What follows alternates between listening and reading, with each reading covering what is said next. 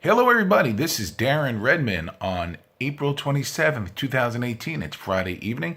We're going to do our Redmond wrap-up brought to you by FHT Sports. A lot going on in the Valley this evening, so let's get to it. First, the pursuit for the Calder Cup ends tonight, unfortunately, for the San Jose Barracuda, as they fall 3-0 in Tucson to the Roadrunners. As you probably know, about 2 weeks ago, it looked like the San Jose Barracuda would not get into the playoffs at all, but a late game push of a 6-game win streak put them in position to make the playoffs.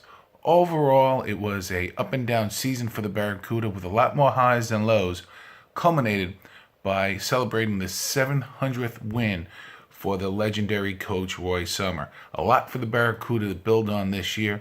Very excited to see what happens next year, and I assure you FHT Sports will be covering all of Cuda Country's actions. So overall, great job San Jose Barracuda this year. We know you'll be back in contention big time next year. Also on the docket for tonight, the Fresno Grizzlies were in action against the Tacoma Rainiers, AAA farm team for the Seattle Mariners. Did not go the way that the Fresno Grizzlies would have liked tonight.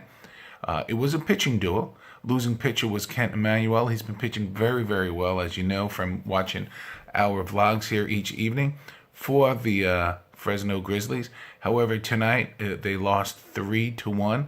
Tough game to lose. The line was this. The Rainiers had 3 runs, 8 hits, no errors, 8 men left on base.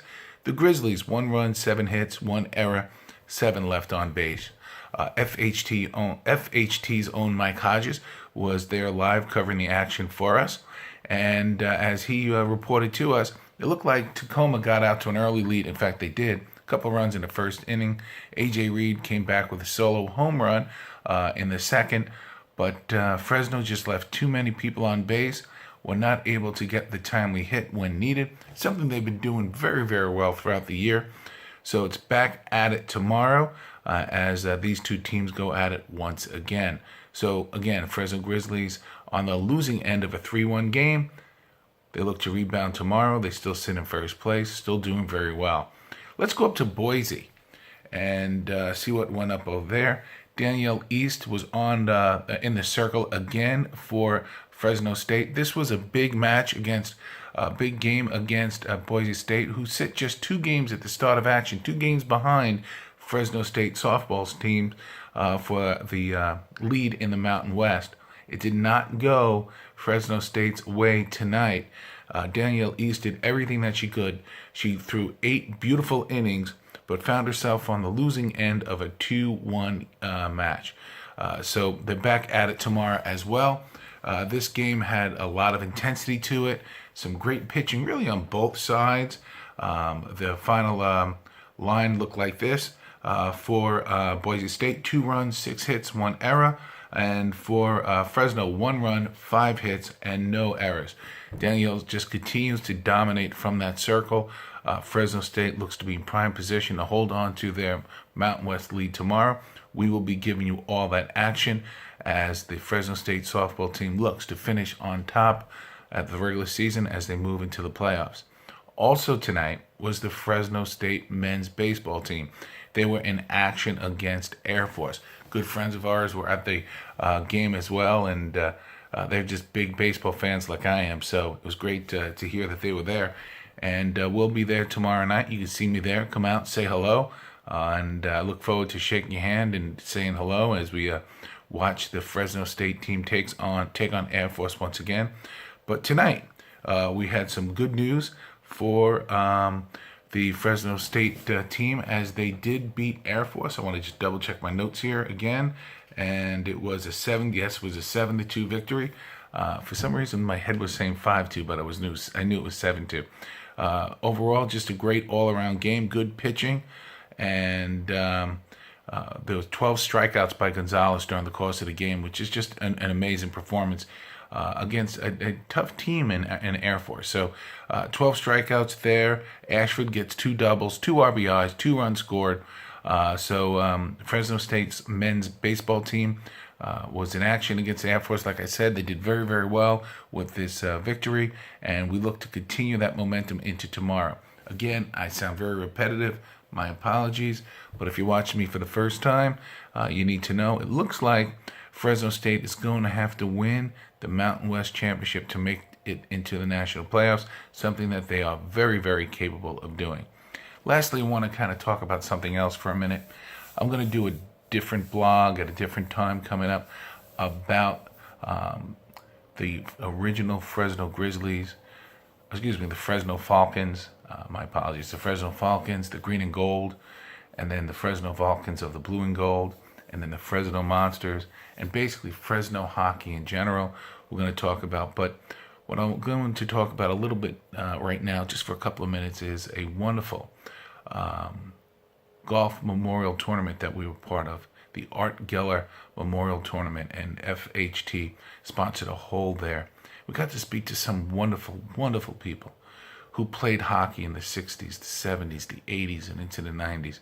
They weren't making a lot of money. They played in rinks that did not have glass. They had chicken wire, and they loved every minute of it. They had full-time jobs and played high-level competitive hockey. Remember, in the mid-60s and early 60s, there were only 6 NHL teams. These teams had quality, as one person told me, because we're producing a film about the history of hockey in Fresno. And we're also putting together the FHT Sports Fresno Hockey Hall of Fame. So I bring that up because please write to us, email us, write on our social media. Tell us who you think should be in that Hockey Hall of Fame. It's very important to us. But it was wonderful to see these proceeds go to the Boys and Girls Club here in Fresno, and to just sit and listen to some of these great stories. And I think you're going to really be interested in what these people have to say and hear. Also, it was an honor and a privilege to see a game-worn sweater from the Fresno Aces. Quite frankly, that's who the Falcons were before they were the Falcons. They were the Aces. So that was interesting to see as well. And we got to spend some time with some of these folks and in between the golf holes, and it was my pleasure just to sit and talk and shake their hand, and just some great memories. I mean, and they shared a lot of these stories, and you're going to see a lot of these stories and hear in their own words in the movie that we're making. And then, of course, the Hall of Fame dinner that we'll be having at the end of the year. So just want to say that was a wonderful day that I had. I felt privileged to walk amongst these men who laced up the skates for very little money and did it at a high quality caliber way. So that was my privilege, and that was the privilege of Serge, the hockey guru, Bogosian, and the privilege of Tony, Uncle Tony. He's Uncle Tony. He's sitting there. We're at dinner, all right? That's that meal after lunch, 2 meals after breakfast. So we're at dinner at the tournament, and somebody just walked up to him and said, "Hey, you're Uncle Tony." So, he's Uncle Tony. But it was just a wonderful time, a wonderful place to be with everybody. And I'm sitting here a couple hours later and just met some wonderful people. Hockey's a great sport.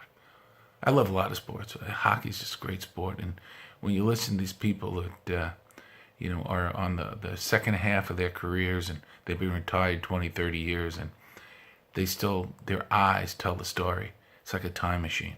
They go back in time and talk about locker rooms and bus rides and the camaraderie and the way somebody gave up the shot and gave him a pass to score the game-winning goal. Played in front of 5,500 people at the Sullen Arena every night. It's just some wonderful stuff. We are privileged to live here in the Central Valley. We are privileged to have some wonderful sports to cover each day. And we're privileged to do that for you. So this is Darren Redmond for Redmond's Wrap-Up at FHT Sports.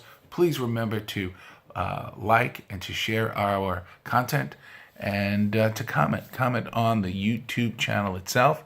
We'll definitely get back to you, and we're going to have coverage tomorrow. We're going to have Serge Bogosian and Mike Hodges at the Fresno Grizzlies game. Uncle Tony is going to be up in Reading covering some roller hockey that he's involved in, and I will be at the Fresno State men's baseball game against Air Force. So we're everywhere things are happening. So this is Darren Redmond for Redmond's Wrap-Up, signing off. Take care.